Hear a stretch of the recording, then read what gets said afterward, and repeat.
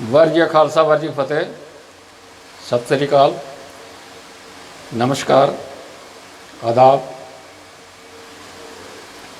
मैं जगतार सिंह कपूरी।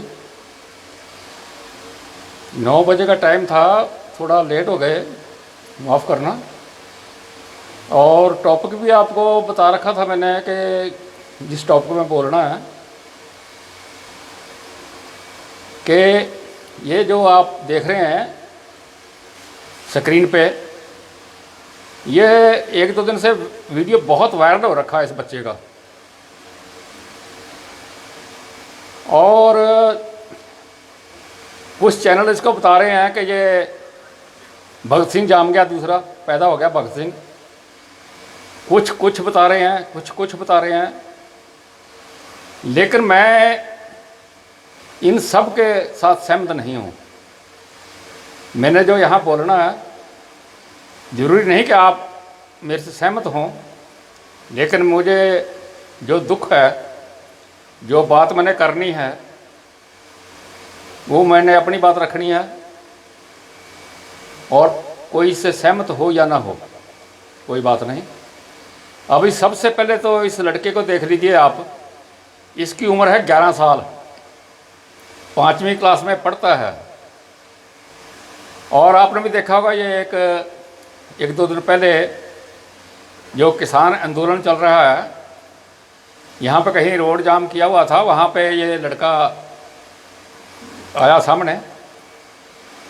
और पत्रकार भी आप देख लीजिए, थोड़ा उससे बड़ी होगी, 16-17 साल से ऊपर तो मुझे कभी ये लड़की लगती नहीं है।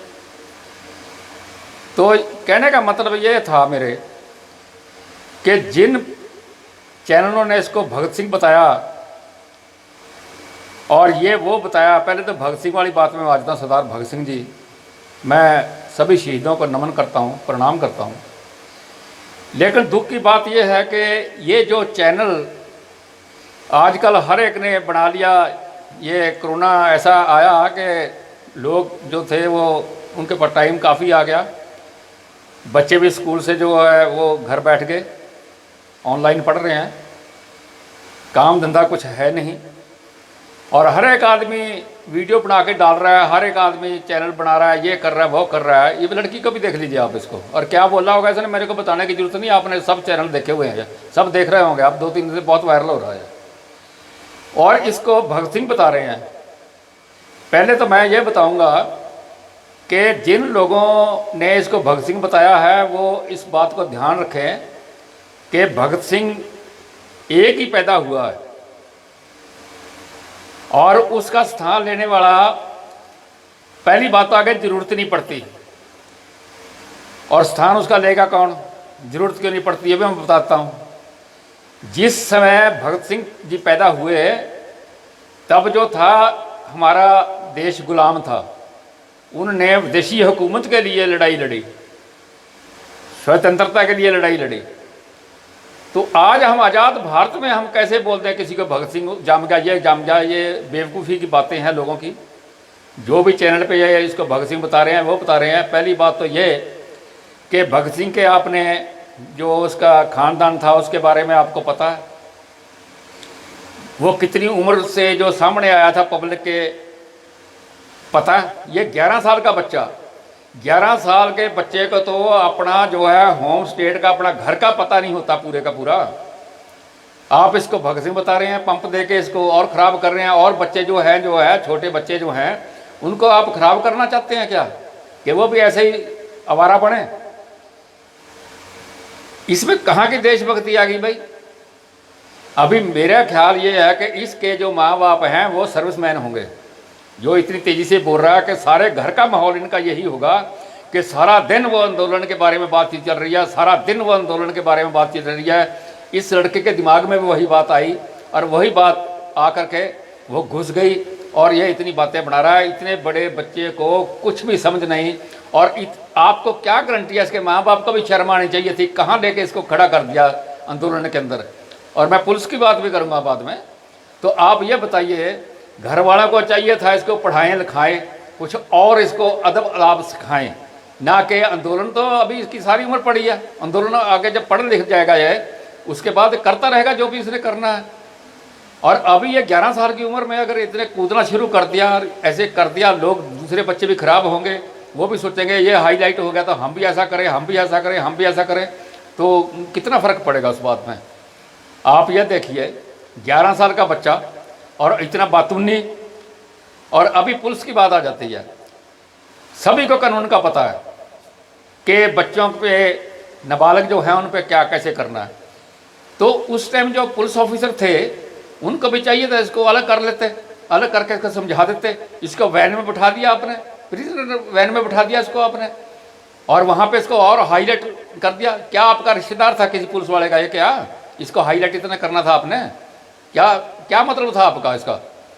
इसको जो वर्गलाने वाले थे, इसको जो उत्साहित करने वाले थे, इसके साथ लेटे हुए थे, वो भी बैठे हुए थे, वो भी सड़क के ऊपर जब गाड़ी आ रही थी, तो आप उनको पकड़ते जिन्होंने इसको वर्गला के आगे कर दिया। और फिर इसके बयान सुनिए आप, मुझे तो अफसोस होता है इसके बयान सुन के। और यह बात ये कहता है कि अगर मैं मर जाऊं तो मुझे लेने के लिए टिकरी बॉर्डर से और सिंगू बॉर्डर से किसान नेता आए। कमाल की बात हो गई यार, किसान नेता आए आपको लेने के लिए, कमाल हो गई। फिर चुड़ूनी साहब जो हमारे हरियाणा के हैं उनकी बातें करता है। इसका मतलब यह कि घर में सारा दिन इसकी यही चर्चा होती है। इसके दिमाग को जहाँ पढ़ने लिखने में लगाना, बोलता है मैं ऑनलाइन पढ़ रहा हूँ, बाकी टाइम इसको फालतू है, घर के में यही इसकी बातें होती हैं। और दूसरा रही कसर वो जो मीडिया ने निकाल दी, मीडिया ने इसको आगे इतना पप मार के इतना कर दिया, 2-3 दिन से यही चल रहा है, यही चल रहा है, यही चल रहा है। जो दूसरे बच्चे देखेंगे, इसके हम उम्र देखेंगे, इसके थोड़े बड़े देखेंगे, उनके ऊपर क्या असर पड़ेगा? क्या हम तवक्को करते हैं उनसे? क्या हम सोचेंगे कि आगे हमारा भविष्य क्या है बच्चों का? कमाल कर दी मीडिया वालों ने, कमाल कर दी इस बात को। और इसके माँ बाप ने भी कमाल कर दी, जिसने इस संभाला नहीं। और जब ये वहाँ पे लेटा हुआ था तो किसी ने भी इसको रोका नहीं। बच्चे ऐसा नहीं करते और खुश हो रहे हैं कि हमारा बच्चा जो है आंदोलन में गया हुआ है, हमारा बच्चा अरेस्ट होगा, फलाना होगा, ढिमका होगा। और पुलिस का जो वहाँ पे उस टाइम बड़े अफसर थे उनकी भी मैं बात करता हूँ, उन्होंने भी गलती किया है। इसको एक तरफ निकाल के समझाते, बेटा ऐसा नहीं करना बेटा। और फिर ये एक और देखो, अभी मैं तो इस बात का समझता हूँ कि सिंगू बॉर्डर से या टिकरी बॉर्डर से कोई किसी को, बच्चे को हदायत नहीं होगी कि आपने ऐसे करना, ऐसे करना। ये बोल रहा है जो सिंगू बॉर्डर से हमें ऑर्डर मिलेगा, हम हुक्म के अनुसार करेंगे। अरे बेटा, तेरे माँ बाप को हुक्म मिलेगा, तेरे दूसरे जो बड़े हैं उनको हुक्म मिलेगा क्या करना क्या नहीं करना। तू बच्चे पढ़ना है, पढ़ो आप। और भी जो बच्चे देखते हैं इसको वो पढ़ें, ना कि इस आंदोलन में कूदें। और भी बथेरे काम है, आप पढ़ें लिखें पहले।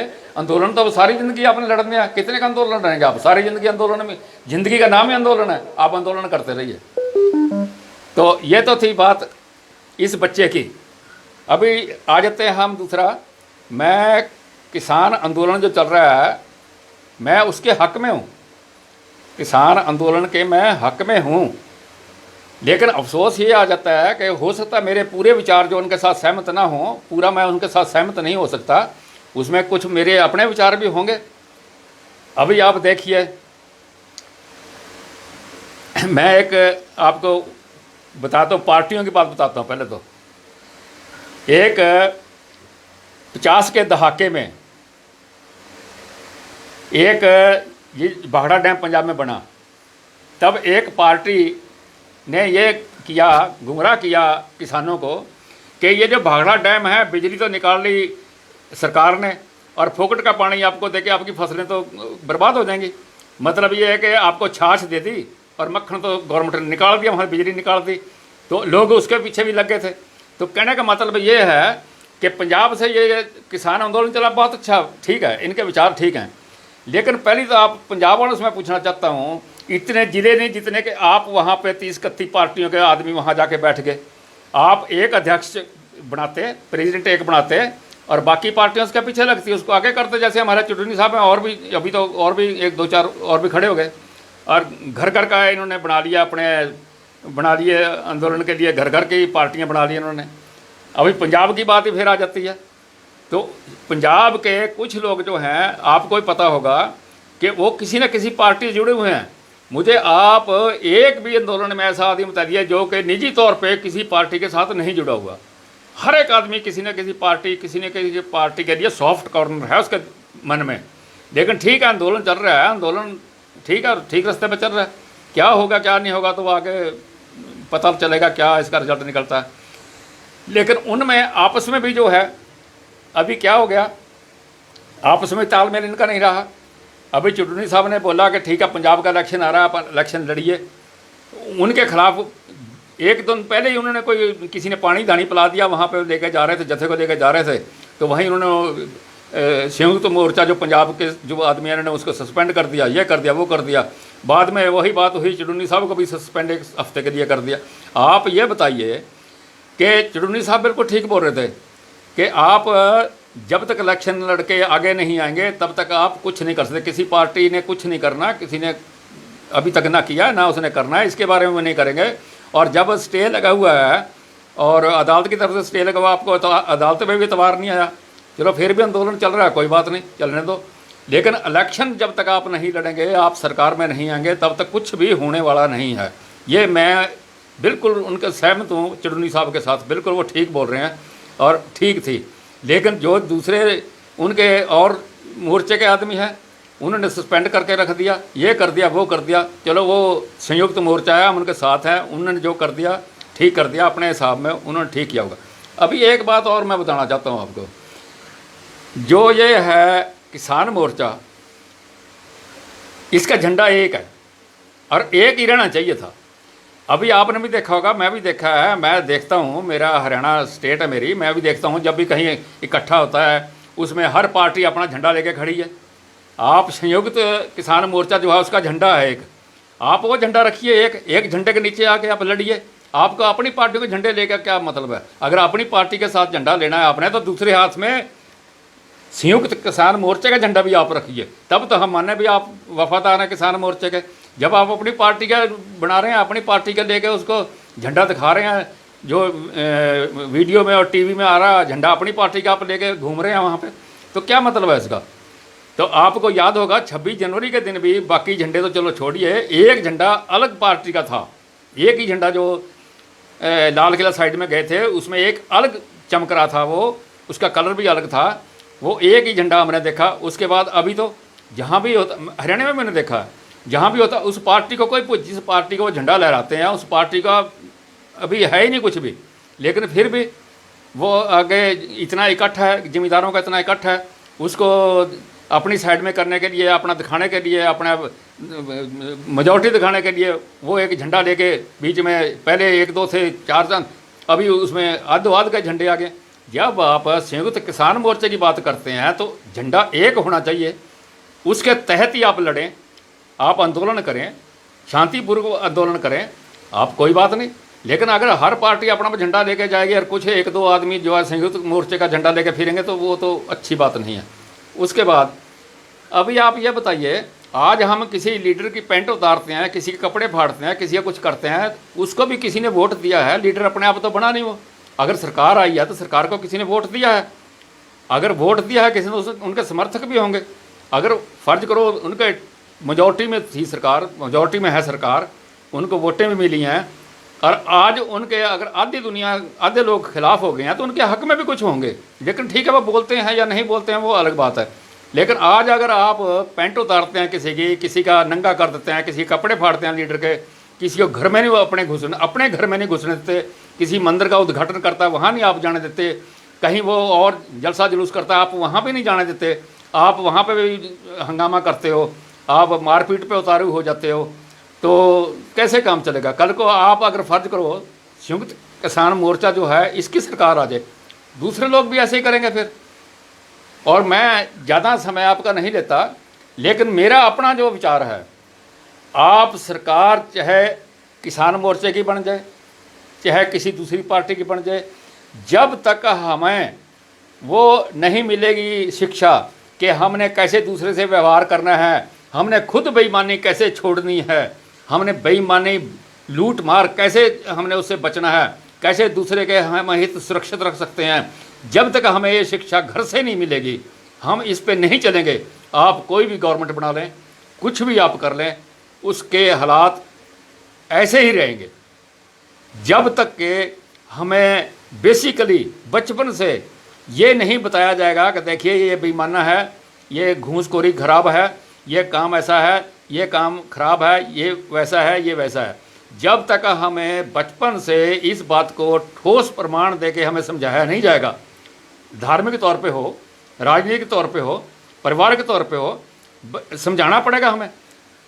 अगर मैंने देखा है जब हिंदुस्तान आज़ाद हुआ उसके बाद घूसखोरी बढ़ी, मिलावट बढ़ी, हर काम में जो है बुरा काम था उसके अंदर जो धार्मिक तौर पे बंद किया हुआ था, धार्मिक तौर पे जो मना है, उसमें हर बात पे जो है बढ़ोतरी आई। और क्यों? हमें जो संस्कार मिलने थे, हमें जो बातचीत करनी थी, हमें जो समझाना था, वो हमें समझा नहीं पाया कोई। अभी अगर हम आज से करेंगे कि बेईमाना छोड़ दीजिए, घूसखोरी छोड़ दीजिए, ये छोड़ दीजिए, वो छोड़ दीजिए, आप अपने देश और कौम के बारे में सोचिए, आज अगर हम प्रचार करेंगे तो एक जनरेशन पूरी हमारी प्रचार में लग जाएगी। उसके बाद जो रिजल्ट निकलेगा वो निकलेगा ठीक। अगर हम अभी ये ऐसा नहीं होगा, हम ऐसा होगा, ऐसे नहीं करेंगे, ऐसा होना चाहिए, ऐसा नहीं होना है, ऐसा होना चाहिए, और दंगा फसाद कर देना। और ये एक मैं और देखा है बॉस, ये मेरे वीडियोज़ हैं, क्योंकि मैं जनवरी के बाद मैंने बिल्कुल इसके टॉपिक के ऊपर मैंने बात की नहीं। जो किसान मोर्चा चल रहा है इसके बारे में मैंने बात की नहीं। इसे मेरे जो 31 जनवरी तक के वीडियो हैं उसमें ये आंदोलन जीता जाएगा तब क्या होगा, अगर नहीं जीता जाता तब क्या होगा, वो सारा मैंने बात कर रखी है उसमें। इसलिए मुझे आज बात करने की कोई ज़रूरत नहीं है इसके बारे में, और मैं हक़ में हूँ, इस जो आंदोलन चल रहा है इसके हक़ में हूँ, लेकिन इसके हक़ में नहीं हूँ कि आप तोड़ फोड़ करें, आप किसी को अपने घर में ना घुसने दें। किसी पार्टी का, विशेष पार्टी का कोई आदमी है, उसको भी किसी ने वोट दिया होगा तभी वो मंत्री बना है, कभी वो एमएलए बना है, तभी एमपी बना है उसके साथ भी कुछ आदमी होंगे तभी बना है। आप हराइए अगली बार में, आप खुद खड़े होइए इलेक्शन के अंदर, खुद जीतिए, आप अपनी पार्टी बनाइए, खुद जीतिए अपने आप। जैसे हमारे चुटनी साहब ने बोला, हम उसकी तारीफ करते हैं चुटनी साहब की, हम उनके साथ हैं। आप खुद लड़ें इलेक्शन तो आप लड़ना नहीं चाहते, क्योंकि जिन पार्टियों के साथ आपकी वोट है, जिन पार्टियों के साथ आपकी हमदर्दी है, जिन पार्टियों ने आपके बात सुनते हैं, जिन पार्टी ने आपको अपना सदस्य बना रखा है, जिन पार्टियों ने आपको अहदेदारी दे रखी है अपनी, वो पार्टियां तो आप छोड़ नहीं सकते। तो फिर बात करते हैं आप कि ये होना चाहिए, वो होना चाहिए, ये कर देंगे, वो कर देंगे। आप चुटनी साहब के साथ मिलिए, उनकी बात को सुनिए। आप हर स्टेट में इलेक्शन होता है, लड़िए, सेंटर के इलेक्शन आएंगे उसमें हरा दीजिए। आप अपने बनाइए आदमी, अपनी सरकार बनाइए, जिम्मेदारों की सरकार बनाइए। जैसे आज एक माहौल बन रहा है तो 85 या 75% से ऊपर लोग आपके साथ हैं, तो वोटर तक ये इनको अच्छी तरह से रखिए। हंगामे करने से, दिखावा कर, बहुत से मैंने लोग ऐसे देखे हैं कि वो जो नई जनरेशन के लोग हैं